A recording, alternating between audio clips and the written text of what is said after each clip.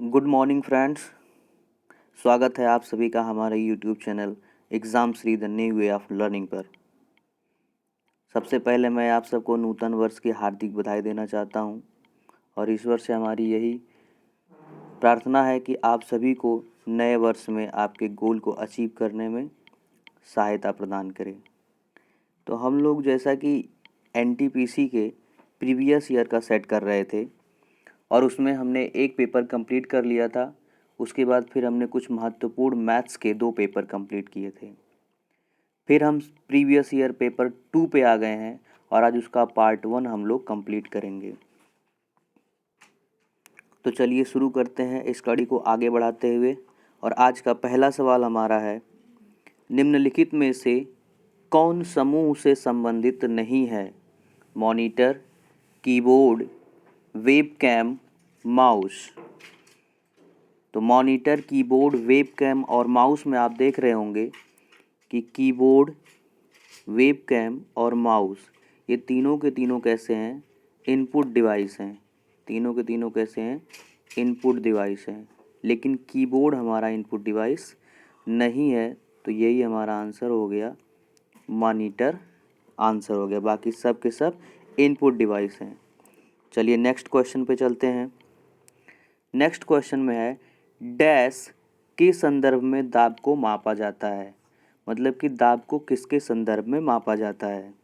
द्रव्यमान और घनत्व, किए गए कार्य, बल और क्षेत्रफल, बल और दूरी।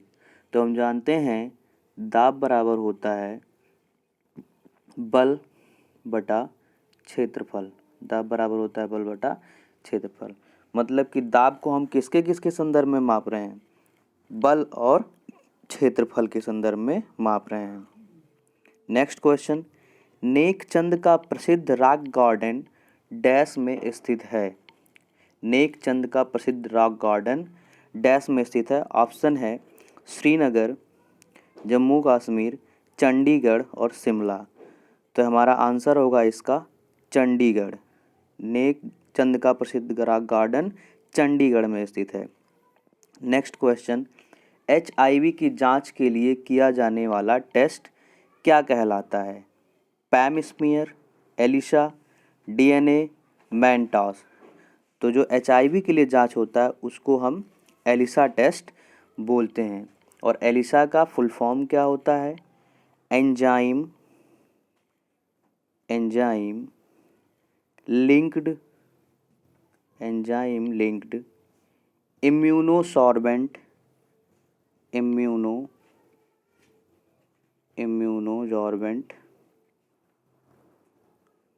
ऐसे। और इसी का यूज हम HIV वायरस की जांच के लिए करते हैं। चलिए नेक्स्ट क्वेश्चन पे चलते हैं।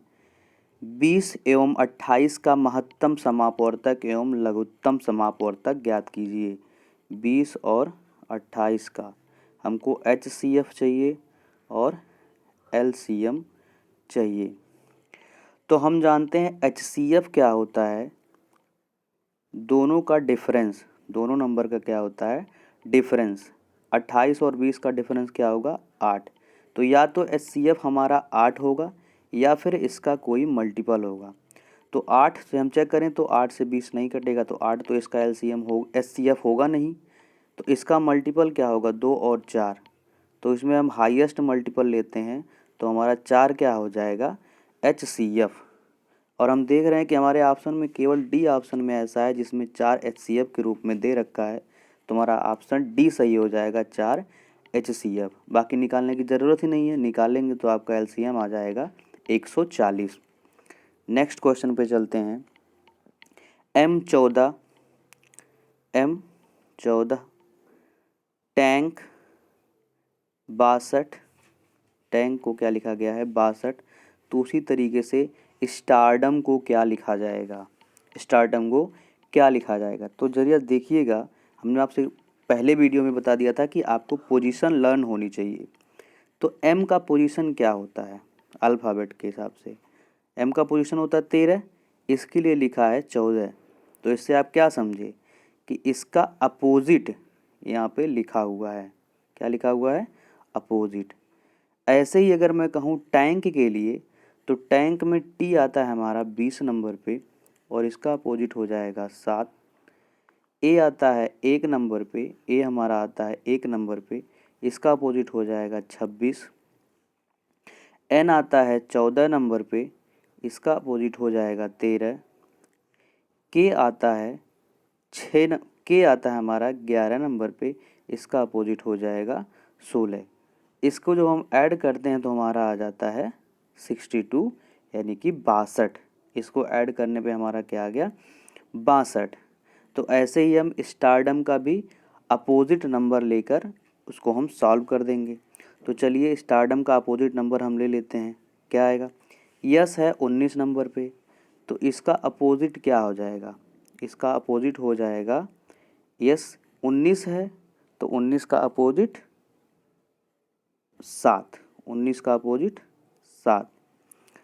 टी है, टी का अपोजिट क्या होगा, 19 का अपोजिट 8 हो जाएगा।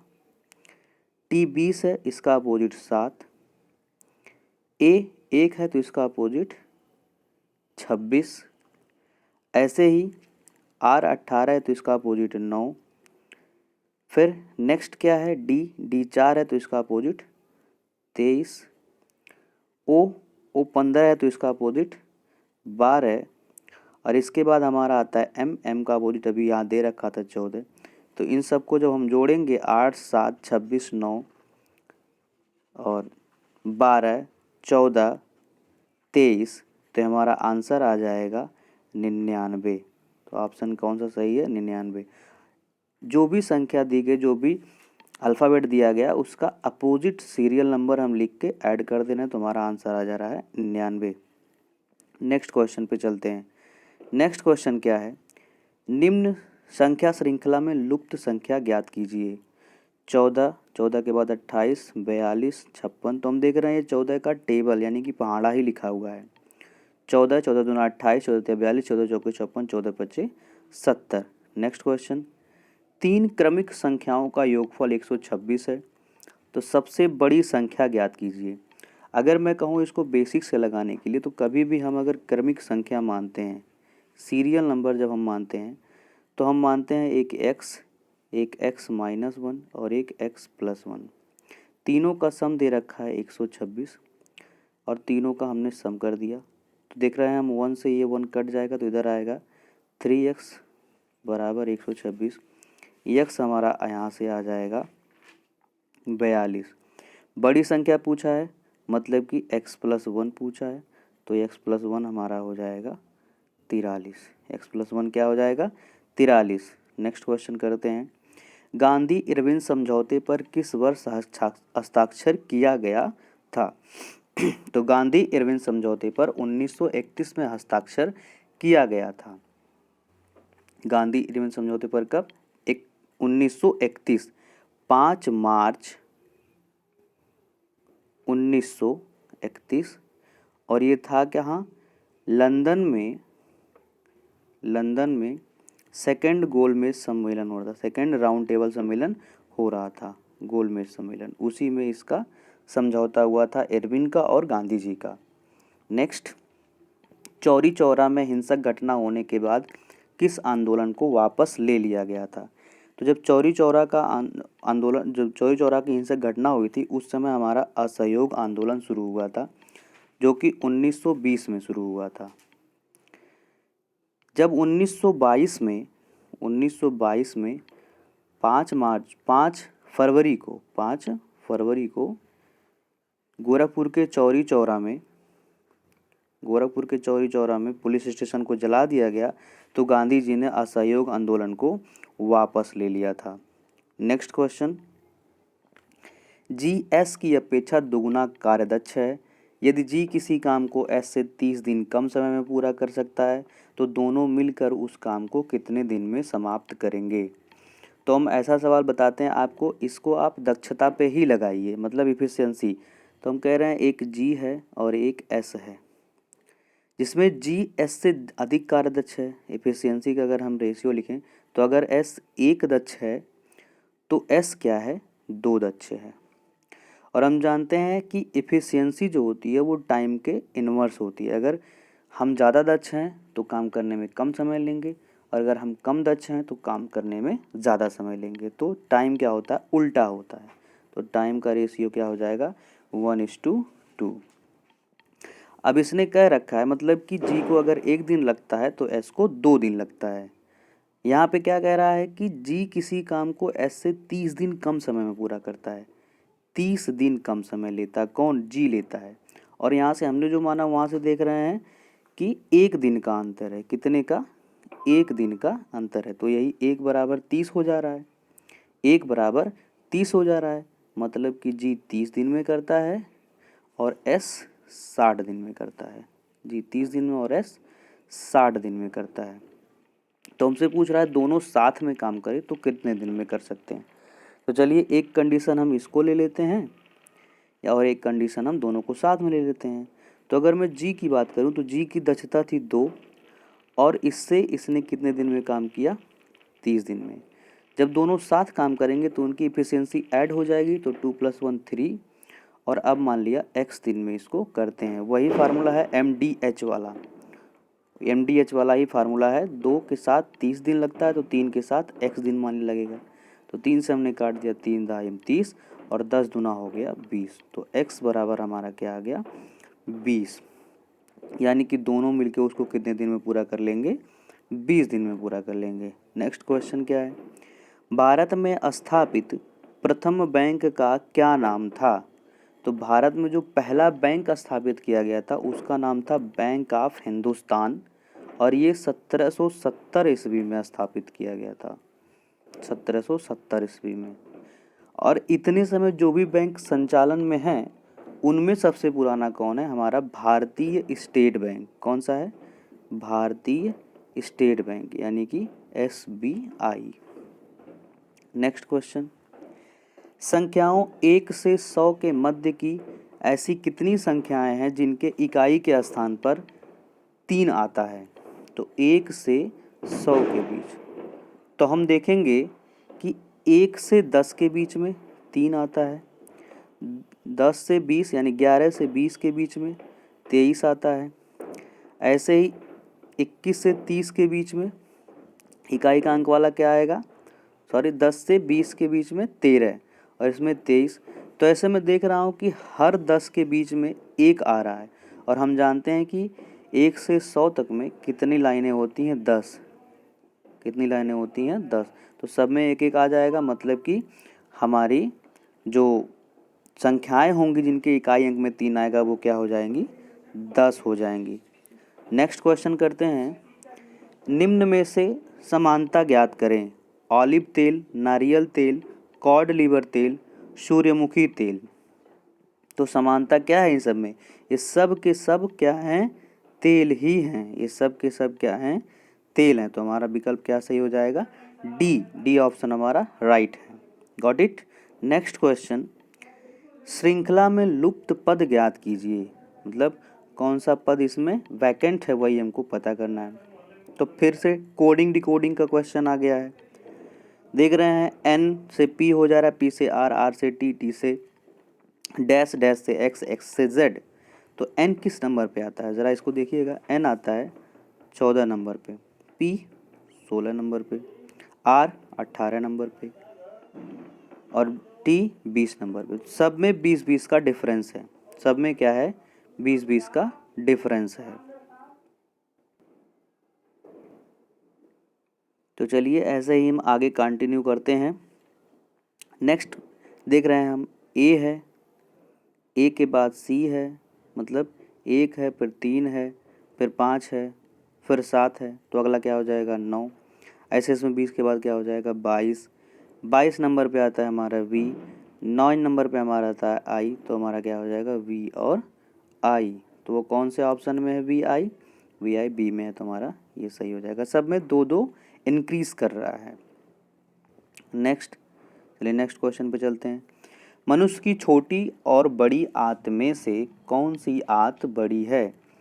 तो जिसके नाम में बड़ी लिखा है वो आंत छोटी होती है, जिसके नाम में छोटी लिखा है वो आंत बड़ी होती है। तो हमारी छोटी आंत बड़ी होती है। नेक्स्ट क्वेश्चन है, बी के पास 32 कलमें, 24 पेंसिल एवं 16 इरेजर हैं। वह इन 3 वस्तुओं के कितने सेट बना सकता है? तो जब भी ऐसा क्वेश्चन आए कि कुछ n नंबर में कुछ और दे रखा है, l में कुछ और दे रखा है, m में कुछ और दे रखा है, तो इनमें जब हम सबको समान सेट में बनाना रहता है कि कुछ शेष ना बचे, जब भी शेष की बात करता है तो हम क्या करते हैं, उसका HCF निकाल लेते हैं। तो 32, 24 और 16, इसका HCF जो होगा उतने का ही सेट हम बना पाएंगे। तो हम देख रहे हैं 32, 24 और 16। अभी हमने पीछे बताया HCF के लिए हम, वैसे तो आप भाग विधि लगा सकते हैं, लेकिन हम बता रहे हैं आपको कि HCF के लिए हम मिनिमम डिफरेंस निकालते हैं, नंबर्स का मिनिमम डिफरेंस। तो 16 और 24 का मिनिमम डिफरेंस है 8, और यही हो जाता है HCF या फिर इसका मल्टीपल। तो हम देख लें, पहले इसी को चेक कर लें। तो 8 हमारा है, 8 से 16 भी कट जाएगा, 24 भी पूरी तरह से डिवाइड हो जाएगा, और 32 भी पूरी तरह से डिवाइड हो जाएगा। तो मतलब 8 क्या हो जाएगा इसका HCF। तो इसी से हम क्या बनाते हैं, सेट बना लेते हैं। तो 32 वाले में कितना सेट बनेगा, 4। 24 वाले में कितना सेट बनेगा, 3। 16 वाले में कितना सेट बनेगा, 2। टोटल कितना हो जाएगा, 4, 3 और 2, 9 सेट हमारे टोटल हो जाएंगे। टोटल कितने सेट हो गए, 9 सेट। समझे, समझ गए होंगे। आई होप आपको पूरा समझ में आ रहा होगा। नेक्स्ट क्वेश्चन, चेक जारी होने की तारीख से कितने महीनों के लिए वैध रहता है? कोई अगर चेक कोई RBI जारी करती है तो वो कितने दिनों तक, कोई भी बैंक जारी करता है तो कितने दिनों तक वैध रहता है? तो इस सवाल में आंसर हो जाएगा आपका 3 महीने। पहले क्या था, 2012 के पहले चेक जो होते थे वो 6 माह के लिए वैध होते थे, लेकिन RBI का नया गाइडलाइन जो आया 2012 में, उसके से उसको काट के 6 को 3 कर दिया गया। अब 3 माह के लिए आपके वैध रहेंगे। नेक्स्ट क्वेश्चन करते हैं, x 7 मीटर लंबा है, y आधा तथा z x की ऊंचाई का 3 गुना है। p z से लंबा है परंतु a तथा b से छोटा है। तो निष्कर्ष कुछ दे रखा है, हमको उसमें दिखाना है क्या सही है क्या गलत है। तो x है वो 7 मीटर लंबा है, y आधा है, y हाफ है, और z x का 3 गुना है, x का 3 गुना है। x 7 है तो ये हो गया 21, और y आधा है, यहाँ पे कुछ कटा है, x का आधा है लिखना होना चाहिए। तो x का आधा है मतलब 3.5 है, x का आधा होने का मतलब 3.5 है। फिर कह रहा है p z से लंबा है, कोई p है वो z से तो लंबा है लेकिन a और b से छोटा है। a और b दोनों से क्या है, छोटा है। ये a और b से दोनों से छोटा है p। तो निष्कर्ष क्या कह रहा है, उनमें सबसे लंबा b है। उनमें सबसे लंबा b कैसे हम कह सकते हैं, जब a और b के बारे में कुछ नहीं बताया, सीधे दे रखा a और b से p छोटा है, तो हमें थोड़ी ना कह सकते हैं कि b बड़ा ही है। तो पहला निष्कर्ष भी हमारा नहीं निकलेगा। दूसरा कह रहा है कि x, y तथा z की औसत ऊंचाई 10 मीटर है। x, y और z की औसत ऊंचाई, तो x, y और z की औसत ऊंचाई कैसे, 21, 7, 28 और 3, 31.5। इन तीनों का सम हो गया 31.5। औसत की बात करेंगे तो 3 से भाग देंगे तो 10.1 समथिंग करके आ रहा है। तो हमारा ये भी गलत। तो कोई भी निष्कर्ष हमारा अनुसरण नहीं करता है, तो ना तो 1 और ना ही 2। तो हमारा ऑप्शन डी वाला सही है। कौन सा ऑप्शन सही है, डी। नेक्स्ट क्वेश्चन करते हैं। नेक्स्ट क्वेश्चन में क्या है, एक डायग्राम दिया गया है आपके सामने जिसमें कुछ यात्रा करने वाले लोग हैं कार से। त्रिभुज जो है वो कार से बता रहा है, बस से कौन बता रहा है, बस से आयत बता रहा है, रेलगाड़ी वृत्त से बताई जा रही है, और साइकिल चलाने वाले कौन से हैं, ये ऐसे तरीके का जो फिगर दिया गया वो साइकिल वाले। यहाँ नीचे देखिए यहाँ पे। तो उसमें क्वेश्चन आपसे पूछा गया कि रेलगाड़ी से यात्रा करने वाले कुल यात्री तथा रेलगाड़ी से यात्रा नहीं करने वाले कुल यात्री के बीच का क्या अनुपात है। देखिए, रेलगाड़ी से यात्रा करने वाले कुल यात्री, और रेलगाड़ी में कौन है, सर्कल। तो सर्कल में कितने लोग हैं, 100, 20, 10, 100 और ये दोनों 50-50 और ये एक 50, इसको भी मैंने 150 कर लिया एक साथ में। इसको भी मैंने क्या कर लिया 150 एक साथ में। तो ये टोटल हमारा कितने हो जाएंगे, इसका जब योग करेंगे तो हमारा हो जाएगा 380। कितना हो जाएगा 380। फिर से एक बार चेक कर लेते हैं।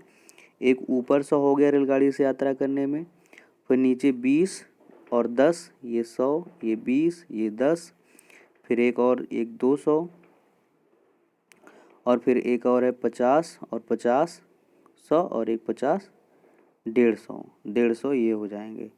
तो हमारे पास कुल कितने हो गए 380। नेक्स्ट कह रहा है यात्रा नहीं करने वाले। तो यात्रा नहीं करने वाले कौन कौन है, जरा देखिए यात्रा नहीं करने वाले कौन कौन है। यात्रा नहीं करने वाले में त्रिभुज में वो 40 बचा है। त्रिभुज में कौन बच रहा है 40। इस वाले साइकिल वाले में कौन बचा 20, साइकिल वाले में 20 बचा है। और इधर बगल में यहाँ पे 100 और बच रहा है। तो टोटल हो जा रहा है 160। तो अनुपात क्या हो जाएगा 38 और 16 का। तो ये हमारा डी सही है, 38 और 16 का। नेक्स्ट क्वेश्चन में चलते हैं। नेक्स्ट क्वेश्चन क्या है यातायात के कौन से दो साधन एक दूसरे से पूर्णतः अलग हैं। तो कार, बस, रेल और साइकिल। तो हम देख रहे हैं कि कार, बस, रेल ये तीनों के तीनों सेम तरीके के, सब में इंजन लगा है, किसी में फिजिकल वर्क नहीं करना, लेकिन साइकिल सबसे अलग है। तो अगर मैं बात करूं तो कार और साइकिल की यहाँ पे जोड़ी बन रही है, कार और साइकिल। नेक्स्ट क्वेश्चन चलिए करते हैं। नेक्स्ट क्वेश्चन में कह रहा है रेलगाड़ी से यात्रा करने वाले ऐसे कितने व्यक्ति हैं जो कार या बस से भी यात्रा करते हैं परंतु साइकिल से यात्रा नहीं करते हैं। रेलगाड़ी से यात्रा करने वाले ऐसे कितने लोग हैं जो कार या बस से भी यात्रा करते हैं परंतु साइकिल से नहीं करते हैं। साइकिल से नहीं करने का मतलब ये जो हमारा ये वाला दिख रहा है इसमें तो बिल्कुल भी नहीं आने चाहिए। और रेलगाड़ी से यात्रा अगर कर रहे हैं तो मतलब कि सबके सब सर्कल में होने चाहिए, सबके सब किस में होने चाहिए सर्कल में होने चाहिए। और सर्कल में भी वही लोग होंगे कि जो कार या बस मतलब जो त्रिभुज में भी हों और आयत में भी हों। कार या बस मतलब जो त्रिभुज में भी हो और आयत में भी हो। तो हम देख रहे हैं सर्कल में भी हो, त्रिभुज में भी हो और आयत में भी हो। तो वो कौन कौन से हैं, एक तो 50 है, एक तो 50 है, ये वाला 50 आप देखिएगा, ये वाला 50, एक 10 है, एक यहाँ पे 10 जो त्रिभुज के कोने में दिख रहा है, और एक 20 यहाँ पे जो है ये 20 है, ये 20 है। और ये वाला 50 हम नहीं ले रहे हैं, आयत में है क्योंकि ये साइकिल वाले में भी आ जा रहा है, तो इसको हम नहीं ले रहे हैं। तो हमारा टोटल क्या हो गया 80। टोटल क्या हो गया 80। नेक्स्ट क्वेश्चन पे चलते हैं। दिए गए डाटा का परास एवं बहुलक ज्ञात कीजिए। परास, एक तो परास मतलब रेंज निकालना है और एक बहुलक हमको निकालना है, बहुलक मतलब मोड निकालना है। तो रेंज क्या होता है, रेंज होता है, जरा रेंज को देखिएगा, maximum number minus minimum number. तो मैक्सिमम क्या है हमारे पास, हम देख रहे हैं मैक्सिमम 28 है और मिनिमम क्या है, मिनिमम हमारे पास 16 है। 28 है नहीं 29 है, मैक्सिमम 29 है और मिनिमम 16 है। तो इन दोनों का डिफरेंस क्या होगा 29 और 16 का 13 होगा। तो 13 हमारा क्या हो गया बहुलक, 13 क्या हो गया बहुलक। तो 13 किस किस ऑप्शन में है, 13 क्या हो गया हमारा परास। तो परास किस में है, हमने क्या बताया आपको, रेंज क्या है मैक्सिमम और मिनिमम का डिफरेंस, और मैक्सिमम और मिनिमम का डिफरेंस कितना आया 16 और 29 का डिफरेंस 13। तो यही हो गया हमारा परास, और वो केवल और केवल बी में है जहाँ की हमारा परास दिया गया है 13। तो हमारा आंसर क्या हो जाएगा 13 वाला। अगला हम निकालें या ना निकालें, फिर भी मैं आपको बता देता हूँ बहुलक क्या है। बहुलक वो होता है कि जो सबसे ज़्यादा बार आया हो क्वेश्चन में। बहुलक वो होता है जो सबसे ज़्यादा बार आया। तो सबसे ज़्यादा बार कौन आया है? सबसे ज़्यादा बार हमारा आया है 18। देखिए, 1 बार, 2 बार और 3 बार। तो 3 बार यही आया, तो बहुलक हमारा हो जाएगा 3। नेक्स्ट क्वेश्चन पे चलते हैं। स्वतंत्र भारत के पहले उप प्रधानमंत्री कौन थे? तो सब जानते हैं, सरदार वल्लभ भाई पटेल। नेक्स्ट क्वेश्चन, अधिकांश ब्राउज़र में फुल स्क्रीन मोड के लिए विंडोज़ कीबोर्ड पर किस की को सेट किया जाता है? तो F11 को सेट किया जाता है फुल स्क्रीन को लाने के लिए। नेक्स्ट क्वेश्चन कह रहा है, यदि निम्नलिखित शब्दों को शब्दकोश के अनुसार व्यवस्थित किया जाए तो कौन सा शब्द तीसरे स्थान पर आएगा? तीसरे स्थान पर कौन आएगा? तो ऐसे सवालों को हम कैसे, अल्फ़ाबेटिकल आर्डर में कौन सा जो पहले आता है वो पहले नंबर पे लिखा जाएगा, जो बाद में आता है वो बाद में लिखा जाएगा। अगर पहला सेम है तो हम दूसरा लेटर चेक करते हैं, दूसरा भी सेम है तो हम तीसरा लेटर चेक करते हैं, तीसरा भी सेम है तो हम चौथा लेटर चेक करते हैं। ऐसे ही हम चेक करके लिखते हैं। जिसका नंबर अल्फ़ाबेट में पहले वो पहले लिखा जाएगा, जिसका नंबर अल्फ़ाबेट में बाद में वो बाद में लिखा जाएगा। तो ऐसे में देखते हैं, पहले में ए सब में है तो ए को छोड़ देंगे, बाद में सब में यू यू एस यू, तो हमने देखा सी में एस है तो ये तो पहला हो गया। बाकी ए बी और डी बचे, इसमें हमने देखा सब में ए यू है, लेकिन बाद में टी और एस है। ए में टी है, बी में एस है तीसरा, और डी में भी तीसरा लेटर एस है। तो ए तो गया, टी, क्योंकि ए में तीसरा लेटर टी आ रहा है तो लास्ट में चला जाएगा, चौथे पे चला गया। बचे बी और डी, बी और डी में तीसरे पे कौन आएगा? ए यू एस के बाद इसमें टी आ रहा है, इसमें ए यू एस के बाद पी आ जा रहा है, तो टी और पी में कौन पहले आता है? पहले पी आता है।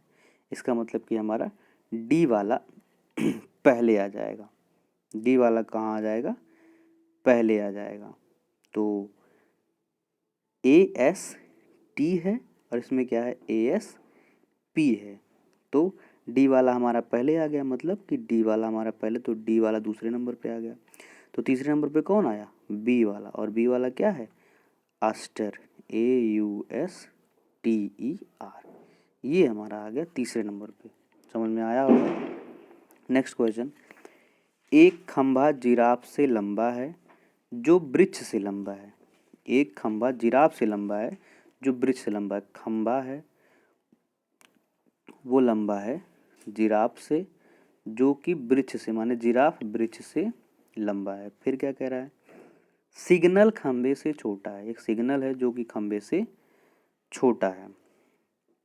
फिर कह रहा है परंतु एक भवन से लंबा है। परंतु ये जो सिग्नल है वो एक भवन से लंबा है। जो जिराफ से लंबा है, मतलब कि जो कौन? भवन जिराफ से लंबा है। तो हमने देखा कि सबसे छोटा बी है और सबसे बड़ा खंबा है, केफार खंबा। तो सबसे छोटा कौन है? सबसे छोटा वृक्ष है। नेक्स्ट क्वेश्चन, अली 300 मीटर की दूरी को 2 मिनट एवं 30 सेकंड में तय करता है, तो किलोमीटर प्रति घंटा में उसकी चाल क्या होगी? दूरी क्या है? 300 मीटर, समय कितना लगा? 2 मिनट और 30 सेकंड। तो अगर मैं मिनट को सेकंड में बदलूँ तो 120 मिनट है। कितना है ये? 120 मिनट, 120 सेकंड है। मिनट को सेकंड में बदला तो 120 सेकंड, और ये 30 सेकंड। तो कितना हो गया मेरा? 120 और 30 150। तो 300 बटा 150 काट देंगे तो आ गया 2, काट देंगे तो क्या आ गया? 2, यानी कि 2 मीटर प्रति सेकंड। जबकि हमको क्या चाहिए? किलोमीटर प्रति घंटे में चाहिए। तो चलिए हम आपको एक शॉर्ट ट्रिक बता देते हैं, कभी भी आप यूज़ कर सकते हैं कि किलोमीटर प्रति घंटा में अगर हमको बदलना है तो हम 18/5 से गुणा करते हैं। अगर हमको किस में बदलना है? किलोमीटर प्रति घंटा में। अगर हमें मीटर प्रति सेकंड में बदलना है तो हम उसी का उल्टा कर देते हैं, 5/18। अगर मीटर पर सेकंड में करना तो उसी का उल्टा 5/18। तो हमको किलोमीटर प्रति घंटा में करना है तो हम क्या कर देंगे? 18/5। इसको सॉल्व करेंगे तो 36/5 हो जाएगा। 36/5 काटेंगे तो 7.2 हमारा आंसर आ जाएगा। नेक्स्ट क्वेश्चन क्या है, राष्ट्रीय विज्ञान दिवस कब मनाया जाता है? तो राष्ट्रीय विज्ञान दिवस 28 फरवरी को मनाया जाता है। क्यों मनाया जाता है? 28 फरवरी 1928 को, कब? 28 फरवरी 1928 को जो सर सीवी रमन जी हैं, 1928 को सर सीवी रमन जी हैं, इन्होंने रमन इफेक्ट का खोज किया था। 28 फरवरी 1928 को सर सीवी रमन जी ने रमन इफेक्ट का खोज किया था और उन्हें 1930 में इसके लिए नोबेल भी मिला था। तो उन्हीं के जयंती पे हम लोग मनाते हैं 28 फरवरी को राष्ट्रीय विज्ञान दिवस। नेक्स्ट क्वेश्चन, 9/11 आतंकी हमले के बाद न्यूयॉर्क में पुनर्निर्मित वर्ल्ड सेंटर कॉम्प्लेक्स कहलाता है। वर्ल्ड सेंटर कॉम्प्लेक्स क्या कहलाता है? One world trade centre. इसे फ्रीडम टावर भी कहते हैं। क्या कहते हैं? Freedom tower. नेक्स्ट क्वेश्चन, दो संख्याओं के मध्य अंतर का दुगुना उन संख्याओं के योगफल के बराबर है। यदि एक संख्या 15 है तो दूसरी संख्या क्या है?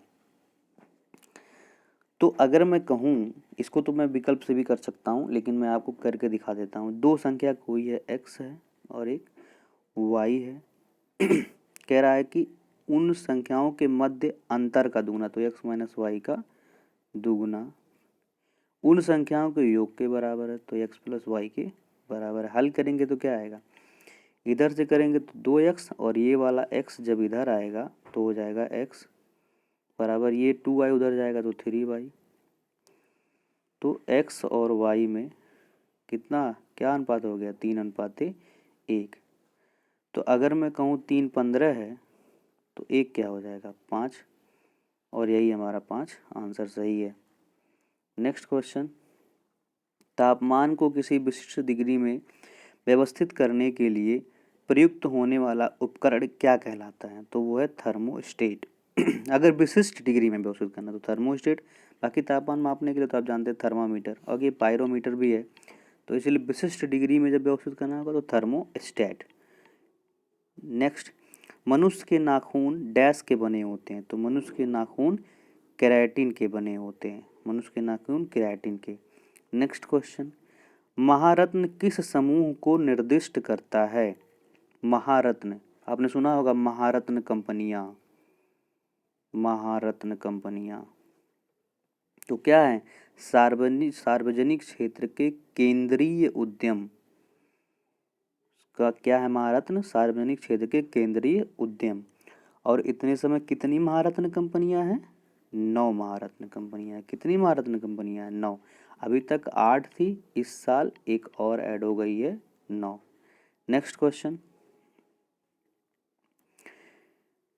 डिप्लीट का संबंध एग्जॉस्ट से है, उसी तरीके से रिप्लेनिश का संबंध किससे होगा? डिप्लीट का एग्जॉस्ट, तो रिप्लेनिश का किससे होगा? तो जैसे डिप्लीट का संबंध एग्जॉस्ट से है, वैसे ही रिप्लेनिश का संबंध रिस्टोर से है। किससे है? रिस्टोर से है। नेक्स्ट क्वेश्चन, यदि गणितीय चिन्ह में प्लस का अर्थ भाग देना, माइनस का अर्थ गुणा करना, गुणा का अर्थ घटा देना एवं भाग का अर्थ जोड़ देना है। प्लस का क्या मतलब है? भाग, माइनस का गुणा, गुणे का माइनस और भाग का प्लस है। ये हमारा है। तो हमसे क्या कह रहे हैं? 1 × 7 + 21 × 2/2 + 3 - 4 का मान ज्ञात कीजिए। तो हम सीधे मान रख देते हैं। 1 गुणे की जगह पे -7, प्लस की जगह भागा 21, गुणे की जगह पे -2, भागा की जगह पे +2, फिर प्लस की जगह भागा 3 - 4। तो इसको हम वही बॉड मास रूल से सॉल्व करेंगे, बॉड मास रूल से इसको हम सॉल्व करेंगे। तो हमारा क्या आ जाएगा, 1 माइनस भाग इसको सॉल्व करेंगे तो 1/3 माइनस 2 प्लस ये क्या लिखा है 2/3, क्या लिखा है 2/3, और यहाँ पे हमने क्या लिखा माइनस की जगह पे मुझे गुणा लिखना था, तो यहाँ पे हमने यहाँ पे माइनस की जगह पे हमें गुणा लिखना था क्योंकि माइनस का गुणा हो जा रहा था। तो 2/3 गुणे 4 लिखना था। तो इसको जब हम सॉल्व करेंगे तो हम देख रहे हैं कि 8/3 यहाँ से -8/3, यहाँ से क्या आ गया है -8/3। इन सब को जब हम मिला जुला के सॉल्व करेंगे तो हमारा क्या आएगा 4/3। नेक्स्ट क्वेश्चन, यदि एक वृत्त का क्षेत्रफल 9 पाई वर्ग सेंटीमीटर है तो उसकी परिधि क्या होगी। वृत्त है, क्षेत्रफल दे रखा है 9 पाई, और क्षेत्रफल क्या होता है वृत्त का पाई r स्क्वायर। यहाँ से पाई कटा तो r क्या हो गया 3। परिधि पूछ रहा है तो 2 पाई r, तो r की जगह पे 3 है, तो 3 का गुणा 2 में हो जाएगा तो क्या हो जाएगा 6 पाई, क्या हो जाएगा 6 पाई। नेक्स्ट क्वेश्चन, निम्नलिखित में से कौन सा क्रम क्वेश्चन मार्क के स्थान पे आएगा। तो इसमें हमको क्या करना पड़ेगा, ये देखते हैं कि कौन कौन सा चेंजिंग हो रहा है। तो पहले हम स्टार्ट करते हैं, एक कोई फिगर, कोई भी एक साइन पकड़ेंगे। स्टार हमने देखा इसमें ऊपर था, इसमें नीचे है, तो नेक्स्ट वाले में ऊपर जाएगा, फिर देखा हमने नीचे आया, तो मतलब ऊपर नीचे ऊपर।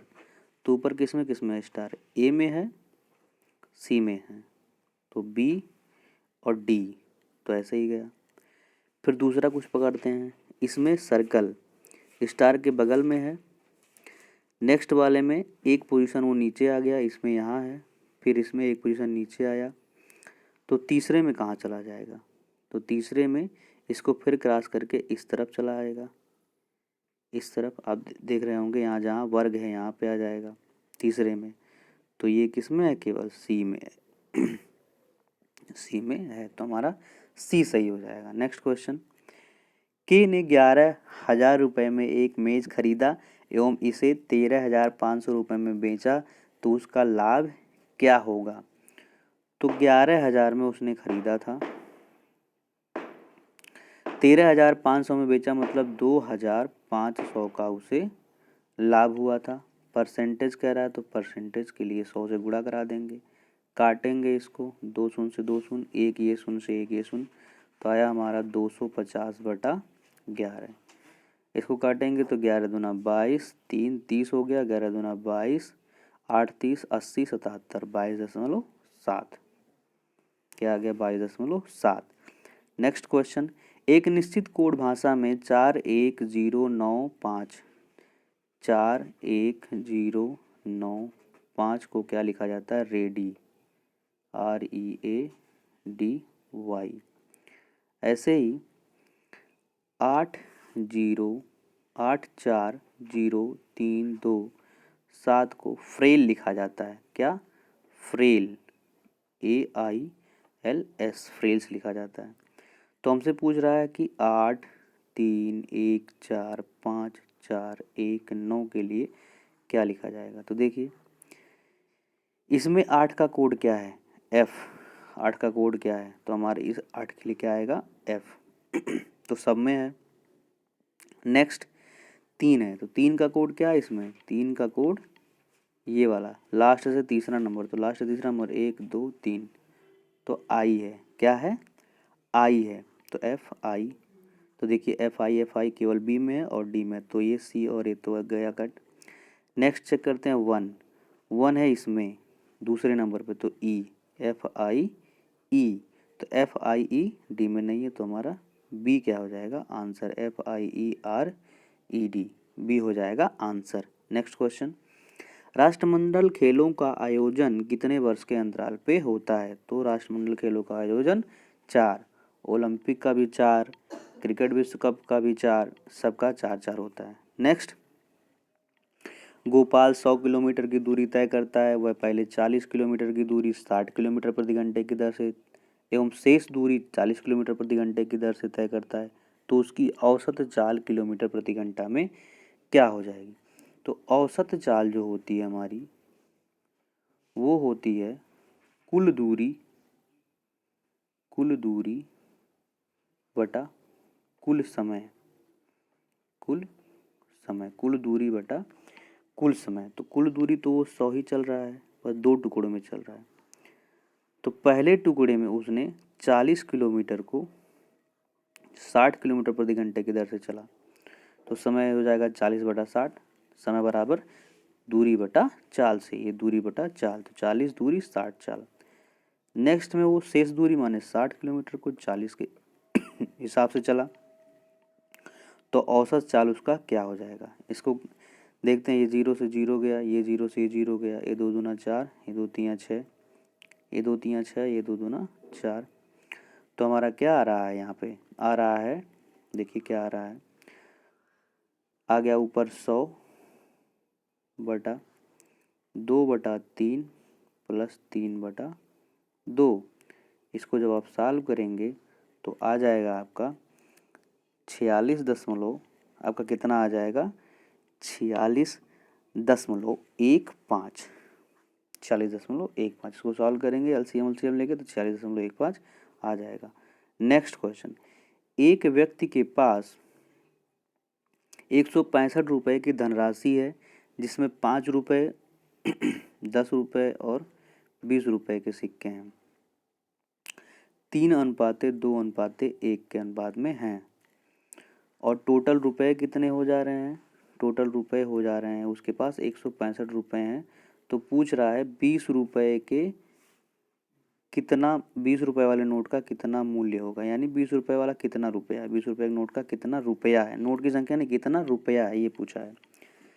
तो हम क्या करेंगे, ये 5 का नोट है, ये 10 का नोट है, ये 20 का नोट है। अनुपात को हमने मान लिया कि ये सीधे यही नंबर ही है, सीधे क्या है 3x 2x x।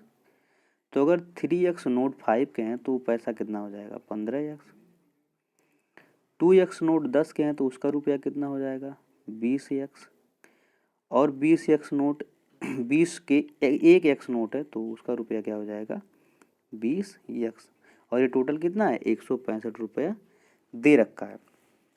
तो यहाँ से आप सॉल्व करेंगे तो 20 20 40 10 50 5 55, हमारा आ जा रहा है 55x, क्या आ जा रहा है 55x बराबर 165।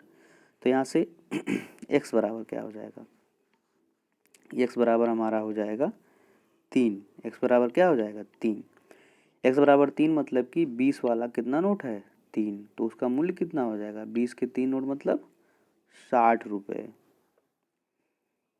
तो चलिए नेक्स्ट क्वेश्चन पे चलते हैं। उस विकल्प का चयन कीजिए जो दिए गए युग्म का समान संबंध दर्शाता है। मैंडेटरी कंपलसरी, दोनों एक दूसरे के सिनोनिम है, जो जरूरी है वही कंपलसरी मतलब वो भी जरूरी है, मैंडेटरी मतलब भी होता है आवश्यक है। ऐसे ही फिलॉसफी आइडियलिज्म, फिलॉसफी मतलब दर्शन शास्त्र और आइडियलिज्म मतलब भी विचार से ही रिलेटेड है। हमारा ऑप्शन सही है। नेक्स्ट, अव्यवस्थित अक्षरों को व्यवस्थित कर अर्थपूर्ण शब्द बनाएं तथा उस शब्द का चयन कीजिए जो विषम हो।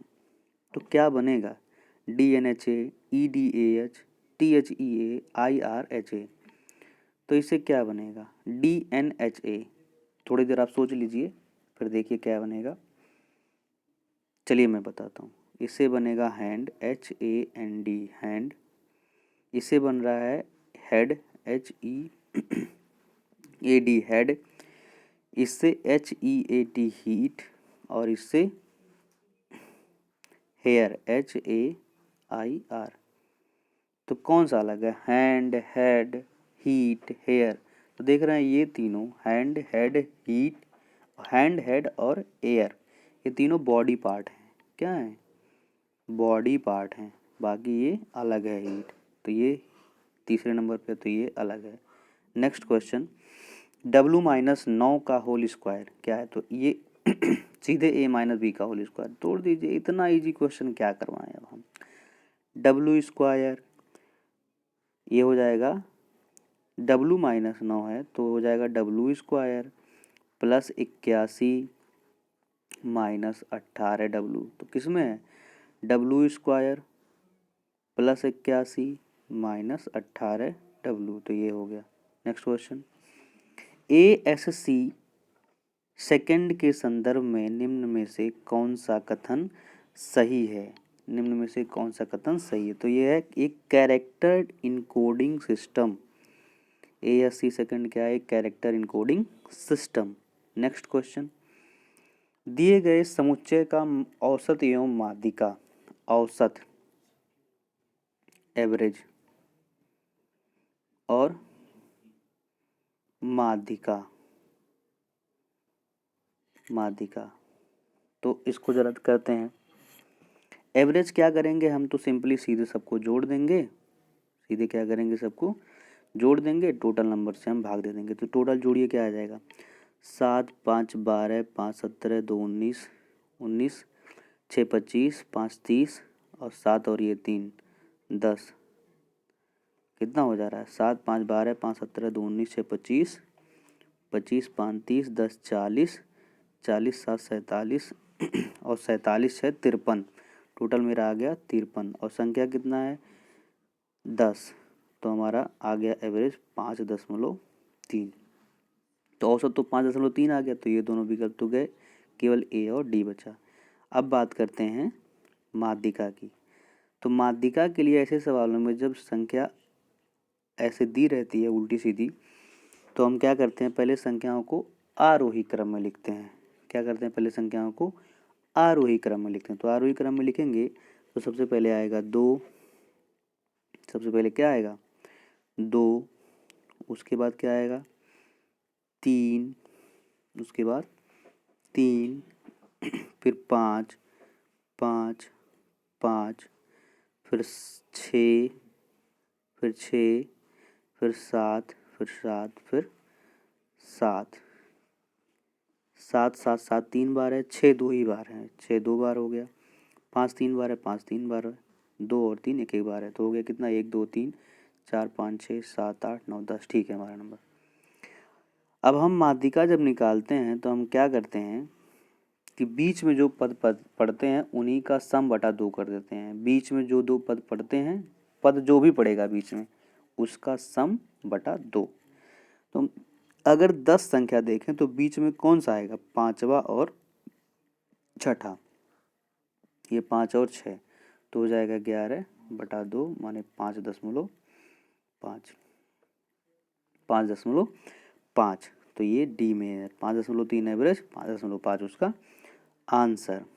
चलिए इसके लिए हम फार्मूला भी लिख देते हैं, इसके लिए हम फार्मूला भी लिख देते हैं। क्या है फार्मूला इसका? अगर संख्या सम हो तो क्या होता है? तो हो जाता है n/2 वां पद, एक दिन और बताया था, प्लस n/2 प्लस 1 वां पद बटे 2। और अगर विषम हो तो सीधे क्या हो जाता है? n/2 वां पद। तो हमारा पीछे जो क्वेश्चन अभी कर रहे थे उसमें क्या था? पद सम था, 10 पद था, तो n/2, तो 10 की जगह पे जब रखेंगे, n की जगह पे 10, तो 10 बटा 2 5वां पद और n/2 प्लस 1वां पद, 5 प्लस 1 6वां पद, 5वां और 6वां। तो 5वें और 6वें में देखिए क्या आया था? यही 5 और 6 आया था, तो उसी का सम करके 2 से डिवाइड किया तो 5.5 हमारा आंसर आ गया था। चलिए लास्ट क्वेश्चन आज का करते हैं। एक निश्चित मूलभूत पर 1 वर्ष में 10% प्रतिवर्ष की दर से ब्याज 1,000 रुपये प्राप्त होता है, तो ब्याज की प्रभावी दर क्या होगी यदि वह अर्धवार्षिक संयोजित होती है? 10% ब्याज है, अर्धवार्षिक संयोजित होगी तो औसत प्रभावी क्या हो जाएगा? प्रभावी ब्याज तो हमने कल ही आपको डिस्कस किया था, कल वाले वीडियो में। अगर आपने नहीं देखा, कल जाके उसको पूरा देखिएगा, कल वाली वीडियो को आप एक बार देखिएगा, आपको उसमें बहुत चीज़ें नहीं मिलेंगी और आप उससे कुछ नए सीखेंगे। एक बात तो तय है कि अगर आप मेरा वीडियो डेली देखते हैं तो आप हर रोज़ कुछ ना कुछ नया सीखेंगे, ये मेरी गारंटी है। आप वीडियो को देखिए, जो भी नया मिले आप सीखिए उसको। तो हमने कल बताया था कि अगर रेट अर्धवार्षिक होता है, अगर दर अर्धवार्षिक हिसाब से अगर हम उसको काउंट करने लगते हैं, ब्याज निकालने लगते हैं, तो दर का जो प्रतिशत होता है उसमें 2 से भाग हो जाता है, तो वो आधा हो जाता है, 5 हो जाता है। मतलब छमाही 5% वो लेगा। और हमने आपको इसके पिछले वीडियो में बताया था कि जब भी हम CI को SI में कन्वर्ट करते हैं तो 2 साल के लिए फार्मूला होता है x + y + xy/100। इस फार्मूले से हमारा हो जाएगा यहाँ 5 + 5 + 5 × 25 = 25/100, तो यह आ जाएगा हमारा 10.25। क्या आ जाएगा? 10.25। तो यही हमारा आंसर है। एक बार पीछे वाले जो भी 4 वीडियोज़ हमारे पढ़ चुके हैं, 4 लेक्चर, उसको आप देखिएगा इत्मीनान से, उसमें आपको बहुत कुछ सीखने को मिलेगा। और इसी के साथ आज का हमारा यहीं तक 50 क्वेश्चन का सेट कंप्लीट होता है। उम्मीद करता हूँ आपको बहुत कुछ सीखने को मिला होगा और इस वीडियो को आप पूरा देखिए, लाइक कीजिए, शेयर कीजिए, सब्सक्राइब तो ज़रूर कीजिए और अपने दोस्तों को भी बता दीजिए कि सीरीज चालू है NTPC का और इसको पढ़ के और परीक्षा दें, उनको ज़रूर लाभ होगा, ये मेरी गारंटी है। तो चलिए विदा लेते हैं आज के लिए, फिर कल मिलेंगे। और कल से मेरा जो है नया बैच आ रहा है जिसमें मैं 0 से लेकर और हार्डेस्ट लेवल तक पढ़ाने वाला हूँ। आप उसको देखिएगा, पसंद आए लाइक कीजिएगा, सब्सक्राइब कीजिएगा और शेयर भी करिएगा। कल से मेरा वो बैच आ जाएगा, वाइट बोर्ड पे मैं पढ़ाऊँगा आपको, आप अच्छे से समझ पाएंगे और क्लियर चीज़ें समझ में आएंगी और चैप्टर वाइज टॉपिक वाइज मैं इसको पढ़ाऊँगा। 2021 के बारे में भी कुछ डिस्कस करेंगे कि 2021 कितना क्रूशियल है, उसके बारे में भी हम लोग बात करेंगे। चलिए आज की वीडियो यहीं समाप्त करते हैं। नमस्कार, गुड बाय, आपका दिन शुभ हो।